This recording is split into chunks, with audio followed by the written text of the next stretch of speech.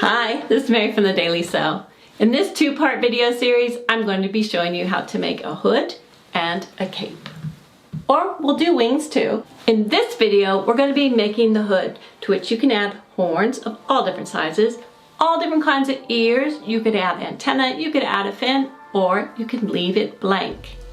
In the next video, we'll be covering the cape or wings. So if you're ready, let's go. Okay, for drafting the pattern, you're going to need a large piece of paper, and this might be rolled paper like gift wrapping or a paper grocery bag that's been opened up. You're going to need a ruler, a tape measure, a pen, and some tape. For making the hood, you're going to need some fabric. About a ½ yard will do it. I'm using plain cotton of a medium weight, but you need something that's not too lightweight, something with some structure. You can use fake fur. It's a little harder to sew on, but you can do it, or a fake suede or velveteen. If you want to line the hood, you're going to need lining fabric, or you could line it with the same hood fabric as long as it's not fake fur. You're going to need some ribbon to tie the hood in place. You'll need about 20 inches total, and it can be wide or narrow. You're going to need scissors, thread, and a needle. To make the ears, horns, or antenna, you're going to use the same fabric. You can use the same fabric as the hood, or you can use something else, or it can be two different colors if you want to do the inside of the ear in a different fabric like your lining fabric. For a long ear to stick up straight, you're going to need some kind of interfacing to make it stiff. Interfacing that fuses to the fabric so it's fusible, and this one is called heat and bond, or I use horsehair canvas, and there are probably a lot of other products out there too. Just something that can add some structure so the ear can stand up straight.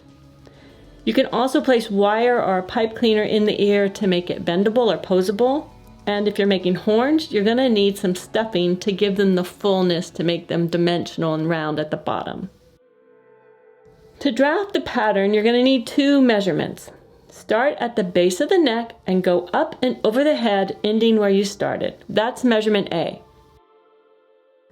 Then at eye level, you're going to measure from one eye around the back of the head to the other eye, and that is measurement B. Write those down. When I measured up and over my head, I got 28 inches. When I measured around the back of my head, I got 17 inches. Take both of those numbers and divide them by 2. That gives me 14 here, and 17 divided by 2 is 8.5, 8.5. So now we're ready to draft our hood pattern. Okay, to make the hood pattern, I need a box that is 14 inches tall. Remember, that is 1/2 the amount I got when I measured my head up and over. First, I'm going to draw myself a baseline. Then I'm going to measure up, and I want to go 14 inches. Then I want to go over 8.5, or half the way around my head, plus 1.5 inches for seam allowance. So measure that, draw it out. Okay, this rectangle is our pattern, believe it or not. So let's label it. This bottom line is the neck. This is the top, the right side, the face or the front, and this is the back of the head. Put the pattern aside and draw your ears, horns, or antenna, or whatever else you're sticking on top of the hood. So take some time and sketch out your ears or horns. You're probably going to need them, so draw them a little bigger than you think they are, because when you sew them together and they start taking up that three-dimensional space, they will sort of shrink visually in size. So draw them a little bit bigger than you think. If you are making horns or antennae, you only need to draw the shape once, because you're just going to cut it out, flip the pattern over, and cut it out again, and it'll be identical. So if your horns have a curl, don't worry about tracing them again exactly, because you're just going to flip the pattern upside down to cut a mirrored horn for the other side of the head. You'll need a front and a back. For the horns, the front and the back are the same. For ears, the front is larger than the back. The front ear is going to have this little pleat or tuck in it to help the ear curve forward, sort of like a real ear would do. Once you've got your ears or horns drawn, you're going to add a 1/4 inch seam allowance to the sides, but you're going to add a 1/2 inch seam allowance to the bottom of the ear or horn.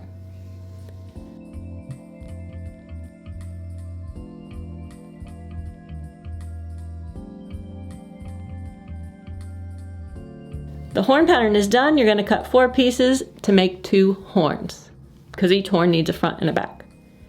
Now for the ears, we need to draft the front piece, because remember it's a different size. So I'm going to label this back ear, trace it off minus the seam allowance that I added, and this is going to be the front ear piece, or the base of it. Draw a straight line up the middle of the front ear. Now I'm cutting out my tracing, but you don't have to.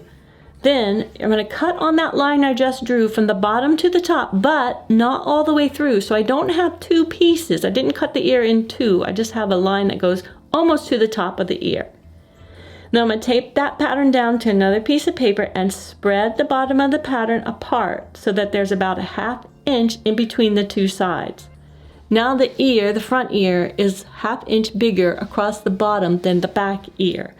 Tape it all down, add a 1/4 inch seam allowance around the sides, and you might have to straighten off that bottom edge. Add a 1/2 inch after you straighten that out.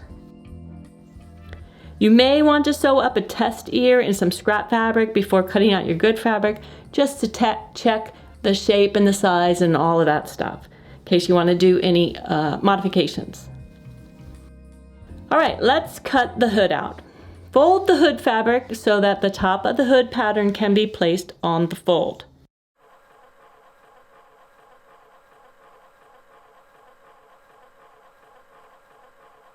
You're not going to cut across the top, just the other 3 sides. I have all this fabric down here to cut out the ears, horns, etc. Because it's 2 layers, I'll cut out the pattern and then I'll flip it over and cut it out again. Remember, your fabric is doubled, so even if you have a curve in your horn or your ear, you're cutting the mirrored shape out at the same time. It's on the bottom layer.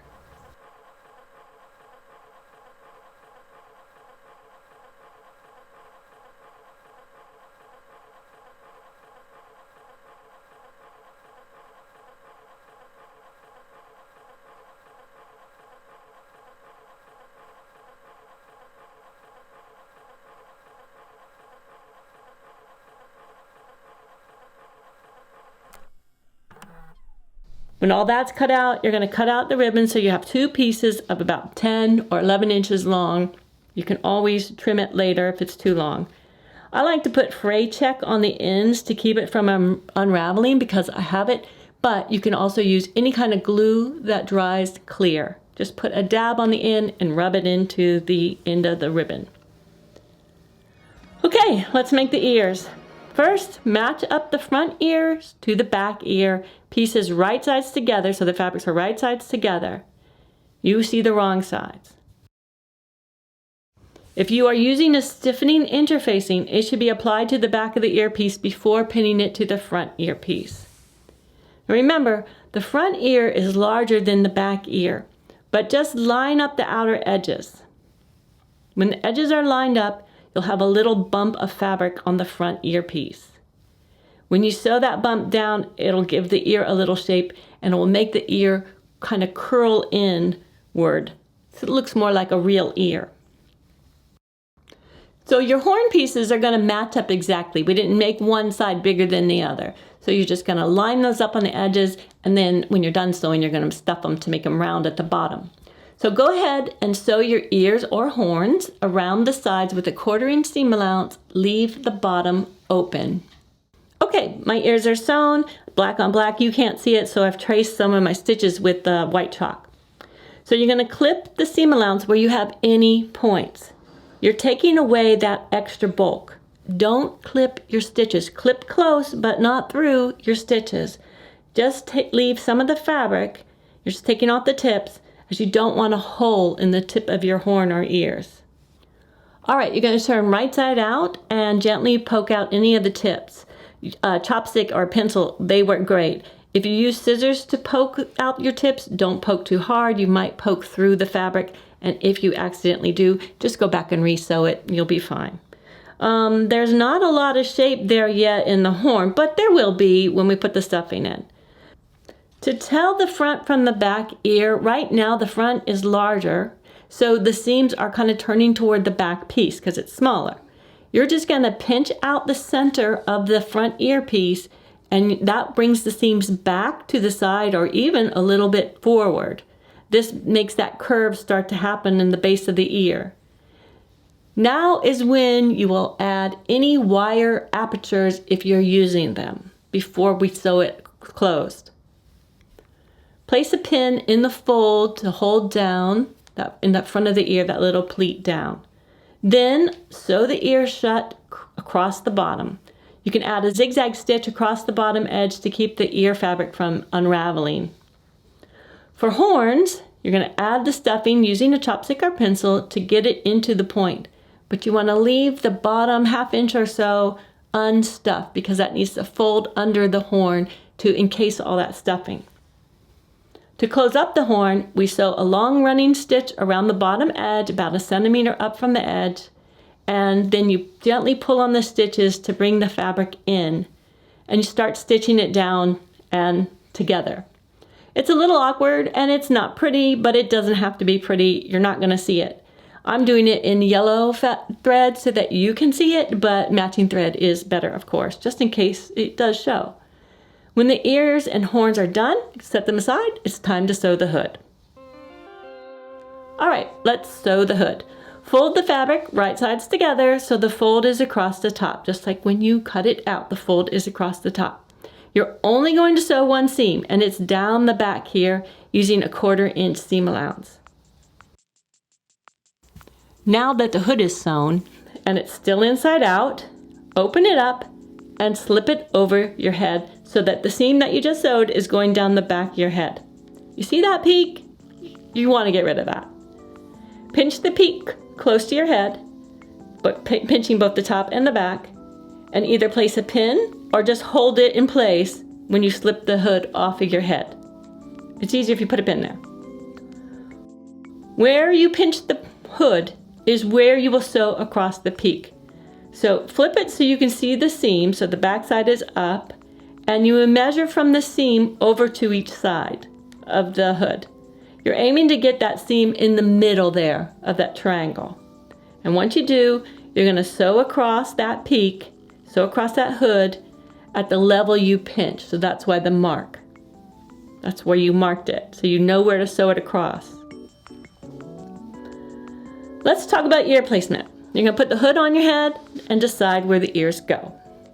You can just pinch and hold the hood where you want it to go, where you want the ear or the horn to go, or you can place a pin in the hood where you think it should go. Okay, take a minute here to talk about ear placement. I tested sewing the ears in the same seam that took the peak away, but it's too far back on the head and the ears just flop down backwards. So that didn't work, even though it was a great solution in my head. Then I also tested cutting a slit in the hood, just wherever I wanted the ears. I cut a slit, stuck my ear in, and sewed it across the bottom of the ear and the edges of the slit, right? It's doable, but you could easily cut that slit too long and then it's ruined. So in the end, I decided that hand sewing the ears on or the horns onto the hood would work best. So that's what we're going to do. Now, to get the ears or horns even placement on the hood, you're going to measure over from the crease to the pin marking where the ear will go. Mine is 1½ inches, so I measure over 1½ inches and I place the center of my object, ear or horn, so that the center of it is 1½ inches in from the crease.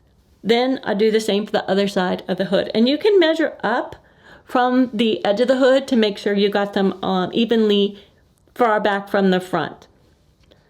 You're going to pin the ears or the horns down, styling them as you wish. You can scrunch them more, put them at an angle, whatever you want to do. I just want to show you some options here. So I have a floppy ear that I sewed it down straight across, and I made a stand-up ear with the interfacing in, and I sewed it down in the V shape. On the floppy ear, if you pinch a little of the back ear piece, just the back piece, and sew it down with a couple of stitches, and I'm going to show it here with a pin, you just tack it with a couple of stitches, you give the ear a broader base and it's standing up more. It's less floppy of a shape. And because I have a pipe cleaner in this ear, then I can bend down the top and tack a little or pinch on the side to give the bend more direction, and or you could tack it even down to the hood. So there are a lot of possibilities here to play with, and I think you should explore that if you want. So floppy ears will be sewn straight across. The best position for attaching a stand-up type ear is folding the ears slightly in the middle, sort of like a V shape. Horns are pinned down all the way around the base as best you can. Good luck. Sew the ears and the horns onto the hood with small hand stitches. Okay, now that the ears are on, you have to finish the raw fabric edge of the hood or it's going to fray. If you don't want to line the hood, you're going to need to finish the raw edges as they are. And to do that, you fold the raw edge onto itself 2 times. First fold over a 1/2 inch and then another 1/2 inch. Well, anywhere between 1/4 and 1/2 is fine. Pin and press this down flat. Then you can sew this fold down all the way around. Attach the ribbon to the bottom neck corners and then you're done. If you want to line the hood, don't finish the raw edge. Instead, sew a second hood like the first one, but out of your lining fabric. Before you attach the lining, you're going to pin the ribbons onto the neck corners. Notice they turn backward and not forward. That's okay, they'll work out. And you might want to pin down the ends onto the hood so they stay out of the way when you sew the lining to the hood. In fact, I highly recommend that.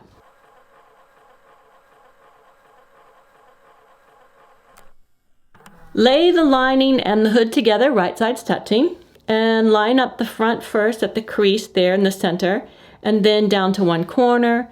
Take the pin out where you have the ribbon and go ahead and knit all 3 layers, the lining, the hood, and the ribbon sandwiched in there with the pin. Okay, so this is the top and this is the neck. And we're going to line up the seams at the back neck, but place the pin a couple of inches away from the seam. And I'm going to use 2 pins here close together because that is unusual, and that is a visual reminder when I'm sewing that I need to stop or start at the double pins.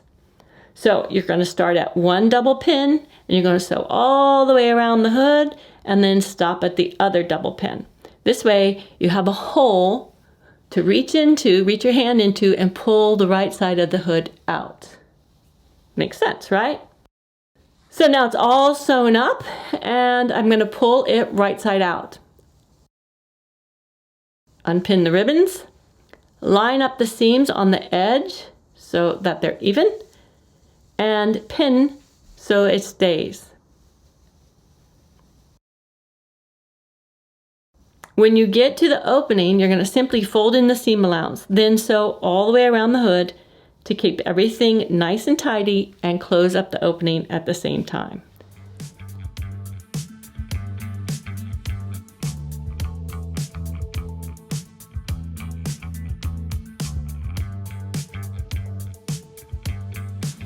Well, we're done, and now I can be my true self. Be sure to stay tuned next couple weeks for the video on how to make a cape or wings. And I do want to point out that if you have to reposition your ears or horns, you can sew through the lining even though you've lined it. I had to. It's not a big deal. Well, I hope you found this video helpful. If you have any questions, please put them in the questions below and I'll be sure to reply. Thanks so much for watching.